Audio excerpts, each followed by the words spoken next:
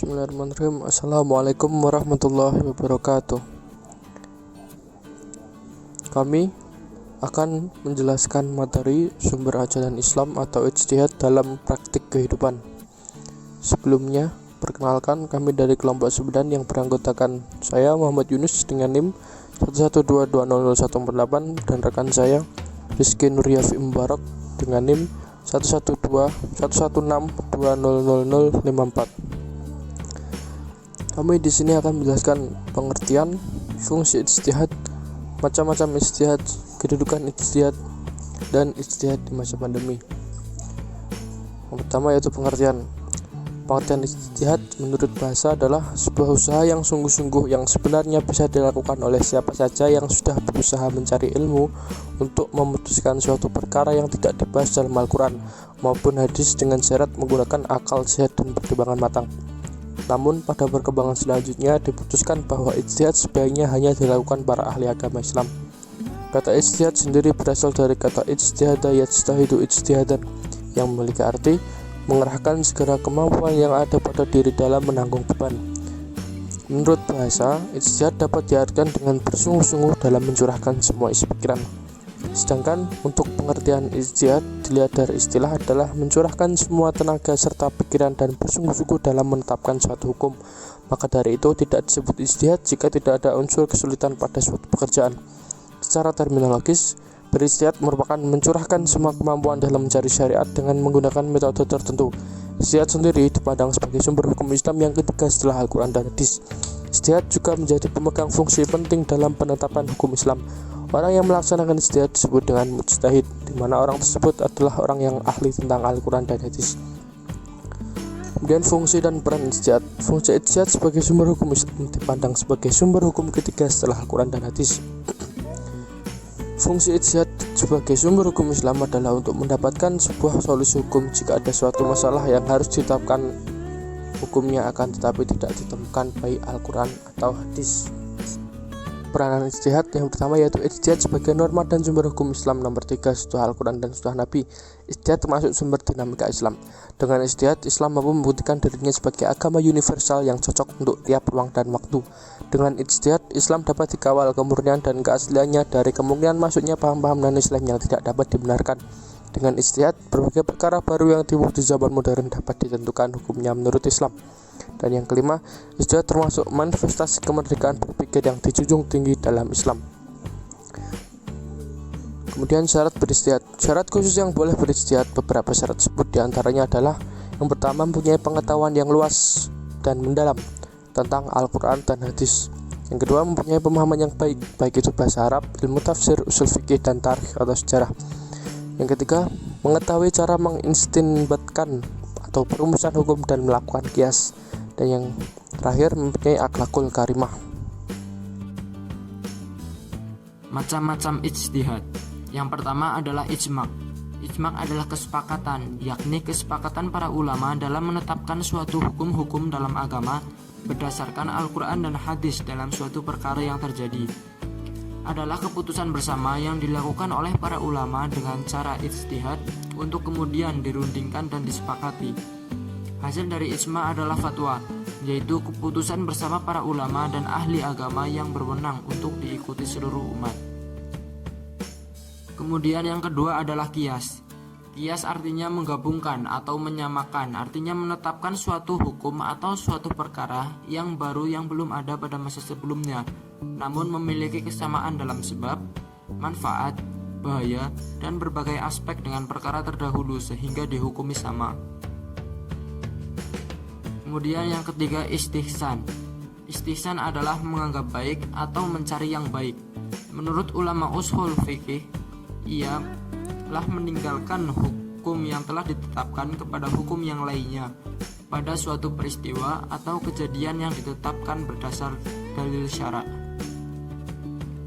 Kemudian yang keempat maslahah mursalah adalah setiap segala sesuatu yang bermanfaat bagi manusia, baik dalam arti menarik atau menghasilkan keuntungan atau dalam arti menolak atau menghindarkan seperti menolak kerusakan. Yang kelima adalah sudud zariyah. Suatu tindakan yang menghasilkan kesepakatan mengenai hukum makruh, mubah dan haramnya suatu hal. Kemudian yang keenam adalah urf.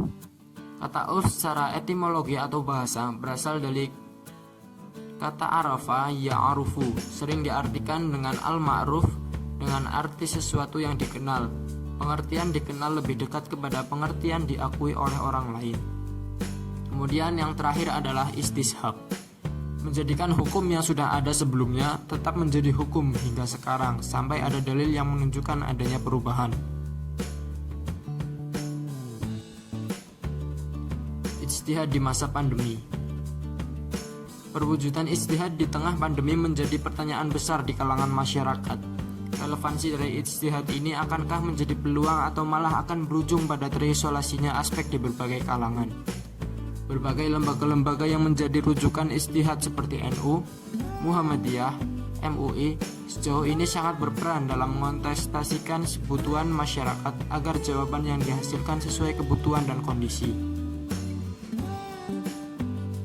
Contohnya, Ketua Pengurus Besar Nahdlatul Ulama atau PBNU Kiai Haji Abdul Manan Hani menyampaikan bahwa PBNU telah mengeluarkan surat edaran nomor 3953-I-034-04-2020 pada 3 April 2020 tentang protokol NU peduli COVID-19 dan surat instruksi nomor 3952-C-I-03-2020.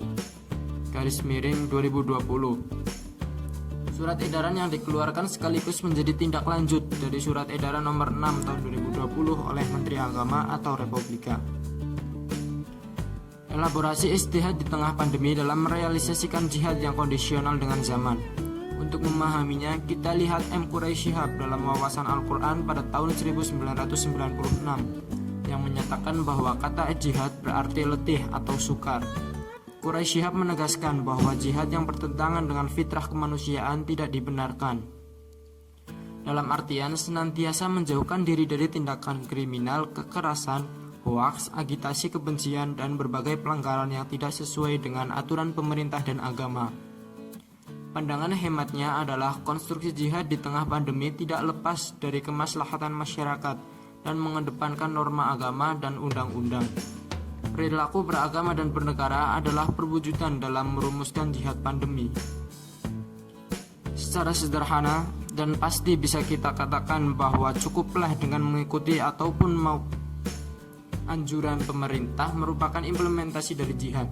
Dengan menjaga kesehatan diri tentu secara refleksi kesadaran dan menjaga kesehatan orang lain. Artinya, dengan mengikuti anjuran pemerintah, maka kita berpartisipasi memutuskan peredaran virus corona ini ke 260-an juta jiwa tanah air Indonesia dan miliaran penduduk muka bumi. Olehnya itu, urgensi jihad perlu diedukasikan demi menjauhkan masyarakat dari tindakan-tindakan yang tidak diinginkan, baik atas nama kepentingan kelompok, ekonomi, bahkan agama.